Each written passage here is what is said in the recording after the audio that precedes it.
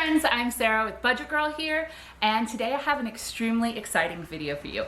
Today we have Chad Carson, also known as Coach Carson, a YouTuber, author of Retire Early with Real Estate, published by Bigger Pockets, and all-around genius, house hacking, real estate money guy. Chad, tell us a little bit about you. Thank you for having me, by the way. And I live in Clemson, South Carolina, and I've been investing in real estate. This has been my kind of full-time gig for 20 years now, kind of dating me a little bit. But I graduated from college and I thought I would do this for like a year or two until I got a real job and kind of went in the real world. And it just sort of stuck. And I've been doing that ever since and used real estate investing and rental properties in particular to retire early. So when I was 37, my wife and I were able to take off and go live abroad. We have 2 daughters, and we lived in Ecuador for a while. And so I like traveling, I like real estate, and I love sharing, teaching other people how to do it too. That's amazing. And you're about to go off on another international adventure, am I right? Yeah, that's right. Yeah, my wife's a Spanish teacher, so we've kind of got the study abroad bug. And so we're going to Spain. We're going to live in Granada for 12 months. So that's the next adventure. That is amazing. Are you going to buy any property while you're there? No, all rent. You and I have had this conversation another time. Like I'm okay renting. So like I got the properties back in the US. Renting will be 100% what I do in Spain. Renting is not always a bad decision, like contrary to kind of popular personal finance belief. So yes. Today I'm very excited because so many of you guys have watched me get into real estate and been asked, how do I get started? What are the basic things that I need to know? So today we're going to go over a way to run the starter numbers on a rental property to see if it's a good investment, because the numbers don't lie. And we're going to do it on a back of the envelope method, which means no calculators, no spreadsheets.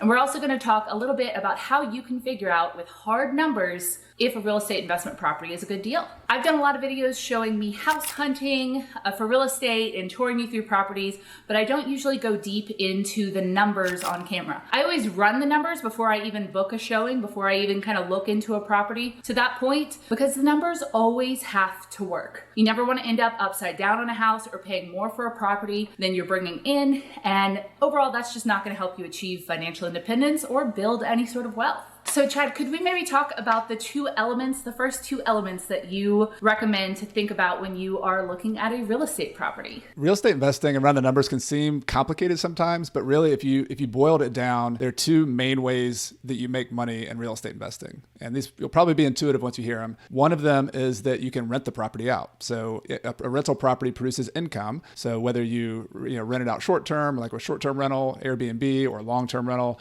in all sorts of different ways, it's going to generate income. So that's one way. The other way is you can make money on the price of the property. You can also think about that as the equity of the property. So if you put $20,000 down and the price of the property goes up, over time, and that $20,000 turns into maybe $100,000, that's the other way you make money. So if you just think about those kind of 2 basic, you can think of them like engines in a car or something. There's a lot of other complicated things you can think about, but if you always come back to those 2 things and ask yourself, how am I making money on this? Am I making money with income? Am I going to make money on the price? And that's pretty much it. So the very first thing that we do when thinking about real estate is to set goals, which I think you'd agree with. What general goals can we think of? Are we talking about, I want to make $500 a month in rental income, or what? What can we think of?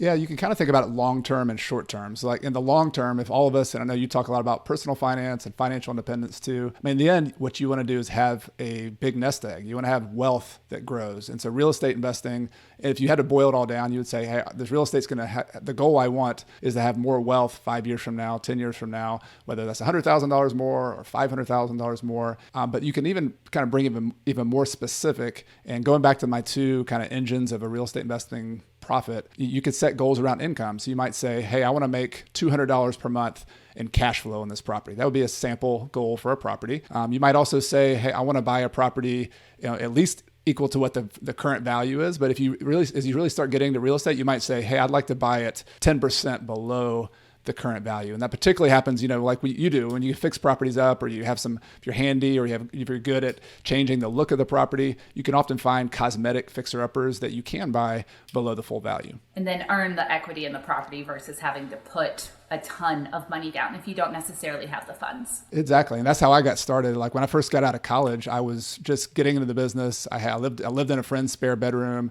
and I didn't have any capital. I just had to like be creative. And so I would use other people's money. I would partner with other people, but I would find good deals that were fixer-uppers. And we would then we would buy the property below what the full value was, do the work to it. And then we might have, $20,000, $30,000, $50,000 in equity just because we fixed the property up. Now that's a good deal. That doesn't happen every day and you have to look hard for those, but it's possible. Like if you're willing to get your hands a little dirty or hire other people to do it, that's definitely possible. I'm a huge fan of sweat equity, especially like cosmetic things. Like I can paint, I can change out light fixtures, I can upgrade floors and ceiling fans and make it look a whole lot better than it did before. And that's where I really have a lot of fun. Some people love like researching the stock market. I would rather get in there and just end up with paint all over my hair. Yeah, that's the beauty of real estate. I mean, I think most people who are interested in real estate want to have a little bit more control over their investments. And there's nothing wrong with index funds and nerding out on spreadsheets, which I like to do too. But yeah, I love the tangibility of it, that you can actually influence your return on investment with the paint on your hands. Like that's so encouraging, especially if you're starting with not much capital and not much money. That makes it even more imperative because you have to put something in the deal. There's nothing, you can't get something for nothing. So you either have to put a lot of money into the deal or you got to put a lot of sweat equity and time and effort, one of the two or both, Yeah. So after we've kind of set our goals and decided what we're looking for in a home, either one where we can fix up or one where we can get a high return on investment as far as rental income, we need to gather information according to you. So what information do we need to gather when looking for houses to invest in? Yeah, that's step 2, because you can run the numbers on paper, you can set a goal, but eventually you got to look at a real property, and every property is a little bit different. And so I look at it like it's almost like there's stages of gathering information. So when you first look at a property on the internet, you just like zoom in on Google Maps and say, let me look at the neighbors, let me make sure I'm not right next to a car shop that's going to be really having a bunch of noise or something, or right next to a railroad track. So you start just gathering kind of general information about what would it be like to live there. Because even if you're not living there, like I love house hacking like you do, and I love all your videos on house hacking, by the way. Thank you. But it's, if you're living there, obviously you want to kind of gather information about what it would be like to live there, but you also want to gather information about what could this property rent for, by using like Zillow or some of the other services out there that can help you do rent estimates. That's a really important skill to have. And then you also want to gather information about the condition of the property. And I say you want to do this in stages because when you're looking on the internet, you're going to be able to just say, okay, that's a 1950s house that probably needs a lot of work. But once you go out to the property, it's a whole nother animal, as you know. Like you're going to see all the stuff, you're going to smell stuff sometimes, and so it's a different deal. I went to 2 houses yesterday looking at them, and one I got dive bombed by wasps going out into the backyard, and that was the nicest thing about the property. But the pictures made it look super sweet. So I'm a huge fan of locally investing and like kind of living where you want to live. I would never purchase a home to rent out that I wouldn't be willing to live in myself, for instance, which is just kind of sets a standard. I know some people with, tons of properties might not be able to do that, but I'm pretty small time and I really know my area. I looked in houses for a year before I bought here. So I really knew the neighborhoods. I knew how much rent would go for, and I really kind of had that boots on the ground knowledge, which if you can get, can contribute to how much equity and knowledge and knowing when you find a good deal. Yeah, I love your strategy, and really, I agree with you 100% that being small is actually like my favorite way to do real estate. Like there's some people who buy thousands of units, and I call it like the small and mighty investor who has 1 property, 3 properties, 5 properties. You can do everything you need to do financially having just a few properties. And what you're doing, whether you do local or long distance, I love your advice to be an expert in your neighborhood. Like if you don't have to be an expert on the whole city, of Clemson where I am, but you can be an expert on one street or one neighborhood and just know every house that rents there, every house that sells there. And you could be an expert in a month. You could be really good at that one street really fast. Yeah. And we have friends in the space that do long-term or long-distance real estate investing very successfully. I think a lot of it comes down to kind of like preference and where you're comfortable investing. So there are a lot of options as well if you're starting to get into it, and where you feel comfortable improving or renting. It's all up to you. Exactly. Agree. So let's talk about how to do an income analysis. Let's talk about some basic terms that you're going to need to know and some basic numbers that you can run to figure out if a property is a good deal. Yeah. So, one of the most easy ones to remember, and this is sort of a rule of thumb you can have, is something called the 1% rule. And this is just a place to start. Like I wouldn't want to buy a property just based on the 1% rule. And the reason is, let me tell you what it is first and then how you use it. The 1% rule is just an approximation that tells you like the ratio of the monthly rent to the purchase price of the property. And let me give you an example. So let's say if you bought a property that was listed for $150,000, it would meet the 1% rule if the monthly rent for that property was $1,500. So 1% of $150,000 is $1,500. And I like easy math. So if you're writing this down on a piece of paper, all you have to do is move the decimal place over 2 times on $150,000 to get $1,500. And so you can do the math really easily. And the point of that though is that it's not that saying that's a great deal. That's just saying that the ratio of the rent to the price is pretty good if you can meet the 1% rule, and you have a much better chance of getting cash flow, of having that income come in and have a positive cash flow. So I know you've had some experience using the 1% rule too, I believe. Yeah, in fact, I would love it if you ran my numbers, which are a little more complicated because I'm in a duplex and I live in it and house hack it. But I learned kind of doing this originally, the way that you calculate the 1% rule is if you weren't living in it for a multifamily property. So if you have 2 units, then that means you suddenly get to kind of multiply the rent times 2 and then use that number to create your 1% rule. So I bought the home for $230,000. Okay, got it. And I currently rent out side A for $1,250, and I rent out part of side B for $500. But I could theoretically rent out both sides for $1,250. So all right, so I'm going to just read these out loud. So as you currently do it, you have $1,250 on one side, $500 on the other. So you currently have $1,750, $1,750. But if we were using, like you said, we were renting out as if you were going to have it just as a pure investment property, you'd have $1,250 on each side. So you'd have a total of $2,500. Is that right? Yep. For the whole building. So let's do the 1% rule, and everybody's listening to this or watching it, you can pause and follow along with us here. So you move that decimal place over twice. If her property was to meet the 1% rule, you would start with $230,000, move the decimal place over 2 times, and you would have $2,300 per month to meet the 1% rule. And so she has, because we're going to use the actual rent she could have as an investment of $2,500, hers very easily and very well meets the 1% rule, which probably means she's going to have a good chance of cash flowing the property. Yeah. And actually, even as house hacking it and living in one side and kind of stealing some of that percentage back, I still make $140 a month off of the property after rent, the insurance, taxes, and everything like that. So it's been a really great property. I got very lucky buying at the beginning of the pandemic.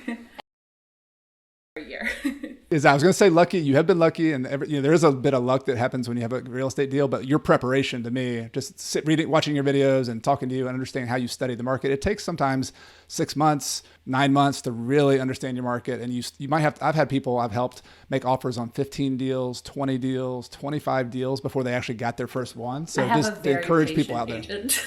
Yeah. Very patient agent, and it helps that she helped me buy this house, so she knows I am actually going to buy, and then I'm not wasting her time. She already got one commission off of me. So here's a question for you: in today's market, is the 1% rule even still possible? It's going to depend on where you are. So if you're in San Francisco, if you're in Manhattan, if you're in San Diego, California, Toronto, Canada, probably not. It's in like a more typical property. Like I have some students who are in one of my courses. They take a $800,000 $500,000 to $800,000 property in Oakland, California, kind of outside of Oakland.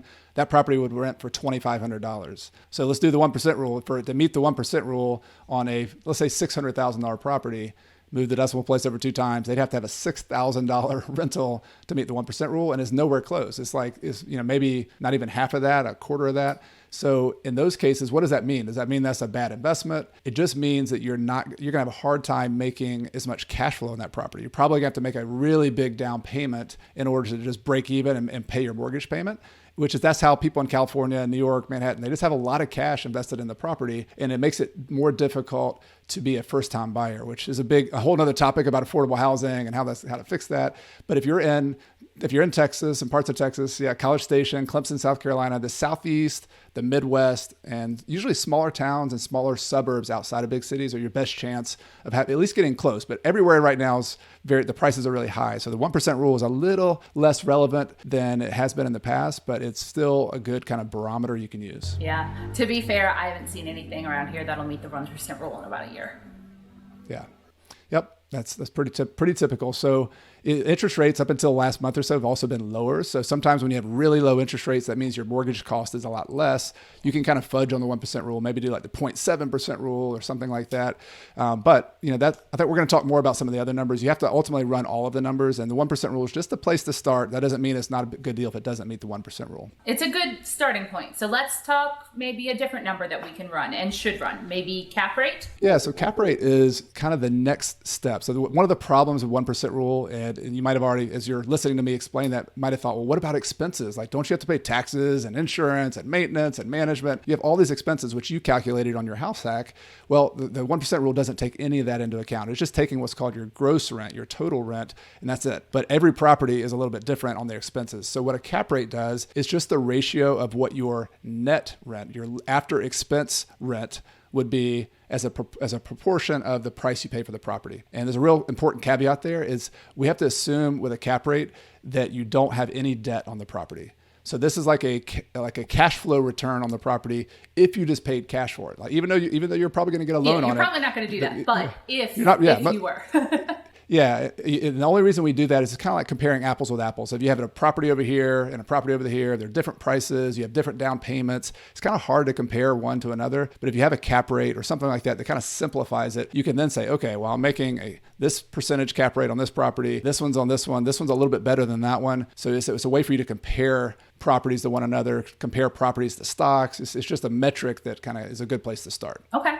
So how do we calculate the cap rate? And can you give us an example? Yeah. So the formula is something called your net operating income. I'm going to explain that in a second too. That's essentially what's after all your expenses, the income that's left over from your rent divided by your total purchase price. That's the formula. And you want me to give an example just to kind of make that please, and we'll put it on the screen. A little bit more real. So let's say you have a property that after you rent it out, and I'm going to use annual numbers because that's what you use for a cap rate. But let's say you have $8,000 coming in, and that's after all your expenses per year. So $8,000. And for the property you purchased, it was a $100,000 purchase. And I know nobody's buying properties for $100,000, but my math is a lot easier when I do it that way. So what you would do is divide $8,000 divided by $100,000, and you get a 0.08 as the answer for the cap rate. That's an 8% cap rate. So that would actually be really good. What's a good cap rate and what isn't? So that would actually be a really good cap rate, 8%. And cap rates are not directly correlated, but they're pretty closely correlated with interest rates and all those rates you see on the news at night.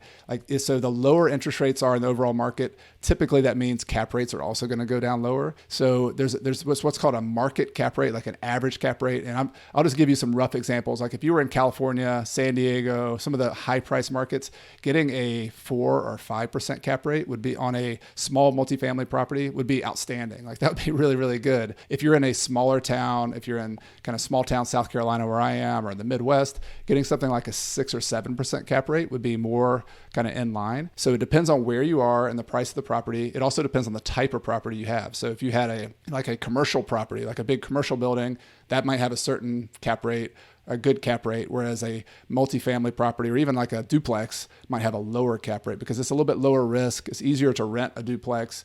So there's a lot more to talk about there, but what a good cap rate ultimately comes down to, and this is back relevant to what we're talking about, you could set a goal for what you would like to have. So if you're looking at a property, you might say, hey, a 6% cap rate is almost equivalent to the 1% rule. So that's kind of if you ran the numbers and said, hey, after all the expenses, a lot of properties end up turning into a 6% cap rate when they meet the 1% rule. You might set a goal like that and say, I'd like to have a property that meets around a 6% cap rate. So I'll be honest, I didn't know what a cap rate was. I ran the numbers on this duplex before I bought it, but I didn't run that specific number. But I did run the net operating income number. So could you tell us how to calculate net operating income and why that's important. Well, I think you're smart, because if you only ran one number, the net operating income would be the number to run, and you're also your cash flow. So net operating income, just to kind of summarize it, you start with the total rent on the property. So this is why knowing what the property rents for or running an estimate on that's really important. And then you subtract out all of your expenses. And I'm just going to list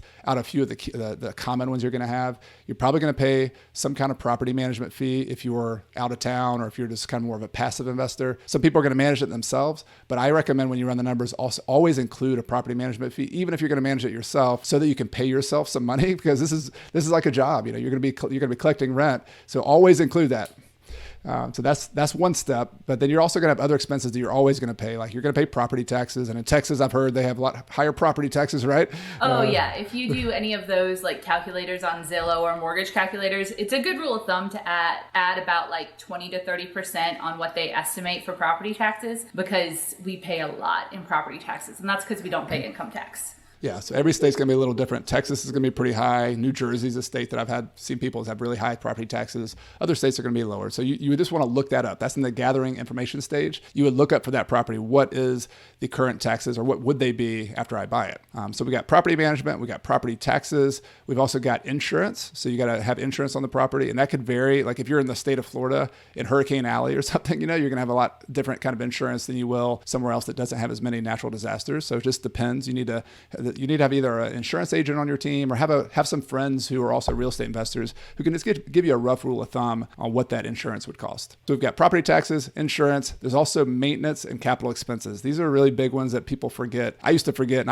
I've made this mistake a bunch, but you need to set aside some kind of money for ordinary maintenance. So you're going to have toilets leak every once in a while. You're going to have, if you have an apartment duplex, you might be cutting the grass or paying somebody to cut the grass for the entire building. Things are going to break. That's just part of owning a building. But so as long as you set some money aside up front, you'll have the ability to pay somebody to do it. Or if you do it yourself, you'll pay yourself to do it and not have to do everything for free. That's the maintenance side. But there's this other kind of hidden expense that some people don't think about called capital expenses. And these are those really big items, which I think you've had some of these big items lately with water and some of those things. I recently paid $5,000 for my third round of irrigation mitigation in this duplex. Third round. Yeah. But hopefully it's fixed. Hopefully it's fixed now. And so what we hope is that's like a one-time thing, or maybe once every 30-year kind of thing. But if you think about like roofs, heating and airs, moisture problems in a house, even driveways, like these things, they wear out over time, but you're not going to pay for that every year. But what you need to do is set aside some amount of money, at least to form a reserve fund. Like if you're really light on cash up front, which is who isn't when you first buy a property, right? You need to start setting aside a reserve fund for those capital expenses, so that when you have a $5,000 heating and air goes out, it's not going to be a disaster for you, and you got to go put it on credit cards and all that. Having some kind of reserve set aside is what I recommend, and I know you do too. Yeah, I call it my duplex emergency fund, and I have 12 grand set aside. So at first I thought that CapEx meant that you had to have like a percentage come out each and every month and just like go forever. But there's actually kind of a cap that you can set and keep just kind of a reserve of funds for when something big like that happens. Right. And I hit that very early, and I've just maintained it through. And I've had to tap it a couple of times, and then you refill it. Yeah, exactly. And that refilling is really what we're talking about here. So when you're running your expenses to figure out the net operating income, you just want to put what's called a line item on that expense. So if you're making a list on a piece of paper, you've got all these expenses, just don't forget capital expenses, because that's a real thing. And how much should you put on that? I know that's a common question. I went back and looked at all of my properties over like a 15-year period. And on average, it was like 7.5% of my rent for maintenance and about 7.5% for capital expenses. Those are pretty high numbers.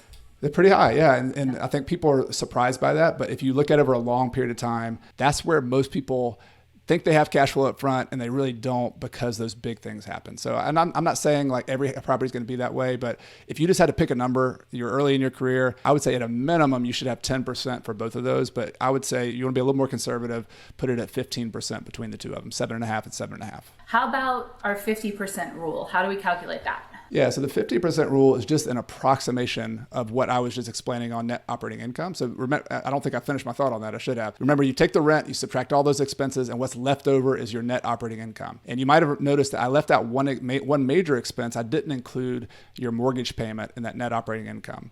So you're gonna deduct that later on. But what you want to find with the net operating income is just what is my income from this property before I pay my mortgage payment. And the reason you want to do that is that it lets you figure out how much could I afford to pay on a debt? Like how much could I afford to pay to the bank and not be underwater? And so that's why you start with that. Backing into it versus the way I think most people do, where they take their mortgage, add taxes, insurance, and then say, hey, I could afford that number. So it's kind of a backwards in. Yeah, well, the 50% is kind of like the 1% rule. It's just a rough rule of thumb. So I'll give you an example. Like when I'm looking at a property really quickly and I'm like, okay, this property rents for $2,000 per month. If I didn't want to do all that math of the taxes, insurance, maintenance, and all that, I will eventually do that. But if I just wanted to run some really quick math, I might say, all right, 50% of that rent is going to be gone to operating expenses. And that's a little conservative. Like you might average a little bit less than that, but it's just a good rough number. So it's a really easy math. Again, you can say 2,000. All right, what's 50% of 2,000? $1,000. So I'm going to have $1,000 left over. That's my net operating income. And then you could run the math on your mortgage. So you could use like a mortgage calculator online and say, okay, if I bought this property and put 5% down or 20% down and my mortgage payment's $800, you could then do some really quick math. You can say, okay, I'm going to make about $1,000 from the property. My mortgage is $800. That means I'm going to make a $200 per month cash flow in this property. And it's just a 50% rule is just a quick way to run the numbers before. We're talking about back of the envelope here, is before you go to the spreadsheet, before you do all that other stuff, just if you want to impress your friends and do some quick mental math. If you have friends that will be impressed by that, yes. All right, let's talk net income after financing. How do we calculate that? All right, so we're continuing with, we already figured out our net operating income, and go back to my example. Let's say that number is $1,000. Then the net income after financing is just another term for cash flow. Like that's how much money are you going to have left over after you pay operating expenses and after you pay your mortgage payment. And this is probably, if I ran one number on a property, this is the number I would run, because when it comes down to it, like this is what goes in your bank account. All those percentages and returns and all that, you can't eat that. Like that's not what you can't. That's just a piece of paper. Whereas cash flow that's in the bank is like, this is how you pay your bills. This is how you save money to pay off debt, which I know you've done a lot of. Whatever the case might be, cash flow is really important. And you want to know up front if it's a good cash flow producer, a mediocre cash flow producer, or maybe even a negative cash flow. And if that's the case, you really want to know that up front so that you're getting into it with open eyes, or maybe just walk away if that's not something you want to do. All right. And then finally, cash on cash return. All right, so we take that net income after financing number, and let's just say that was $200 per month, or on an annual basis, that's $2,400. So that's the amount of income we're making. Cash on cash return is just figuring out how much of a return am I getting on the cash that I put into the property. So let's say we put $20,000 down, and that was our total cash cost on this property, and we made $2,400 per year in cash flow. I'm going to do my rough number. That's at least 10% cash on cash return. Like $2,000 per year on a $20,000 investment would be a 10% cash on cash return. And you can use this as a number just to say, is that good or bad? Like, you wouldn't want, like a 2% would not be that great, right? Because you could put the money in the bank and get a 1% CD or a 2% CD. If your cash on cash return was only 2%, you could get that with a security bond and no risk or work. Or you could potentially get a little bit more just investing that money in the stock market if you're not really thinking about equity or appreciation or anything like that. So ideally, you want your cash on cash to be how much? Yeah, I mean, I would say 6% for me personally is like kind of a threshold. Like, that if I can't make 6%, that's why not go put the money somewhere else? But I've had properties at 10%, 12% before, the really good deals. But ultimately, like, let's go back to the very original question that you asked, like, what's your goal? Why should you do this deal? You either need to make a pretty good cash on cash return, which would be like more of a cash flow property, or you need to make a lot of money on the price of the property, meaning you've bought it below this full value. And so there's some deals where you make very little cash flow, but you're getting a really good deal on the price of the property. That might be okay too. So it's not it's not always going to be, always make a cash on cash return, but you need to know, I've got to make some money somewhere here. Otherwise I shouldn't do the deal. Everything is different. So you're either waiting for it to appreciate, you're putting in some work to make the property worth more so that you can then sell it later at that amount, or do some sort of fund financing where you pull that cash back out, something along those lines. And every single deal is different, which is fun for me and you. Exactly. Maybe not everybody. Yes. We're nerds though. We're money and real estate nerds, but we admit it freely, right? Yeah. All right. So step 4 in your system is to study comps. So kind of back to the beginning of looking at different properties, running the numbers, and kind of waiting for something to hit the numbers that you're hoping to hit, correct? Yeah, it's just what we just talked about. So like income is something we focused a lot on, but the comps are meaning like, what is this property worth? Like you could get an appraisal for the property. You could also get your real estate agent. This is a good part of their job is you could ask for them to give you the comps and say, what are the comparable properties that are similar to mine? What are they selling for right now?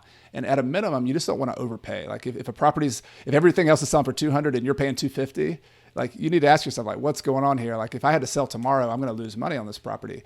And that's a problem right now. There's a lot of speculation going on and people understandably, you're competing with everybody else, but you just want to be careful that you're at least paying what the property's worth today. But again, like we said earlier, if you can put some sweat equity into this and buy a property that you buy for 160 and put $10,000 in it, and you have 170 in it and it's worth 200, like that's great. Like if you can see some 200,000 comps, now you're starting in a really good, solid place. It could also be hard to get a loan if the comps don't come back comparable. So I actually put in an offer recently on a house that was 10% above listing, and I had to kind of sign a thing that said I'm willing to pay up to this amount over appraisal, knowing that the numbers still worked on the house. Unfortunately, it sold for $20K over, all cash. So there was that. Real estate is fun right now. Yeah. You can make that choice. I mean, as long as, like you said, the financing is not there, but you might have to every once in a while, put a little bit more extra cash if you think there's some potential on that property. And maybe you could raise that appraisal value by doing some work to it. So it's a puzzle. There's a lot of pieces that you could put together. So a lot of what we're talking about right now is equity. So you have 4 ways to build equity in a property. Could you run through those lightning fast? Yeah. So one is, like we just said, buying it below value. Buy a $200,000 property that you buy for $170, like up front. That would be a really good deal, right? So just because, and maybe somebody sells it because they want to move, they're out of town, they lost their job. There might be some tough situations, but they might sell it below value. It happens. That's number one. Number two would be adding value to the property. So you buy a property that's worth $150 today, but it's in really bad shape, but you do put $20,000 into it and now it's worth $200. So it's instead of just buying it cheap today, you're adding value to the property. That's the way you can do it. Number two. The third way is by just being passive and renting a property out, just by making your mortgage payment every month. A piece of that mortgage payment pays the equity down on your property. So you're paying your debt down. So your tenant is actually helping you pay for the mortgage on your property. That's a pretty amazing concept when you think about how that can happen. Especially if you're also cash flowing on top of that. Exactly. You're making a profit on your home every month, and eventually you'll own it. Yes, exactly. We should also say, because I know you do this and I try to do this too, like we are hopefully adding a lot of value to our tenants too. We're adding value. We're having a nice place to live. So they're working with us. They are our partner on this, but they are helping us pay our property down. And then number 4 is if you're in a property that over time goes up in value, inflation happens. If you're in a really good location, if you choose the right location, they tend to appreciate better than others. So like you want to choose regions of the country, you want to choose neighborhoods that are desirable and that people want to live in. And if there's a low supply of housing, which there is today, and a lot of people want to live there, that property will appreciate over time. So that's the 4th way that you can increase your equity in the property. On that number 4, you can also buy in something that Scott Trench calls the path of progress, which is what my house is in. There are city plans that you can look into, and you can see kind of long-term plans that the city has for building and development. And if you can purchase in kind of those planned areas of development, it's a very good chance that your house will appreciate. So A&M University is expanding in my direction, which means I get closer to the university without having to move houses, which is great. Yes. I love that. I'm in a college town too, and one of my tricks is I like to be along the bus line. So even if I'm a mile and a half from campus, a lot of college students want to ride the bus or want to ride their bike. And so if you can be along bike paths or bus lines, especially in places where people use public transit, you might be a little farther out, but the development tends to follow those major kind of public transportation infrastructure. That's a very excellent tip. Yeah, TAMU has a bus route too, and being along the bus route is a valuable asset to have. All right, Chad, thank you so much for coming on today and explaining some of these terms and things to consider when thinking about getting into the real estate investing business. Do you have anything else you'd like to say? Also, all the terms that we went over are on a free cheat sheet, so you can get everything that we talked about today. I will have the link below if that's okay with you. Yeah, absolutely. Happy to share that. And I just want to say thank you for letting me come on. And anybody who listens to this is early. This is the first time you've ever heard it. It can be a little overwhelming at first. There's terms. What's the net operating income? I would say just be patient, stick with it, rewind this. You don't have to be a math genius to run the numbers on real estate. That's the beautiful thing about real estate. I'm not a math genius. And so if you can get this, like if you just stick with it and run that's why we do back of the envelope math. You can use spreadsheets and get fancy with it, but some simple numbers and just studying real estate and getting your hands a little dirty, like Sarah talks about, can go a long way with real estate. Yeah, if I can do it, you can absolutely do it. Chad also has a ton of videos breaking down more of these individual elements into extremely digestible pieces on his channel, which I will also have linked below. And you can find him where else? So I'm at coachcarson.com is my home on the internet, but YouTube, I'm spending a lot of time there. And I would love to hear from anybody who has comments on this video. I'll check it out and would be happy to answer any questions you have or anything that we didn't cover during the video, and we'll see you in the comments as well. All right. Well, thank you so much for being here. For anyone who watched this, I'd love to know what you thought of it. Did you gather anything, or did we miss anything? Which I'm sure we did. You can tell us in the comments below. And also don't forget to like and subscribe, and also go subscribe to Chad's channel as well. I will see you guys next time. Happy investing.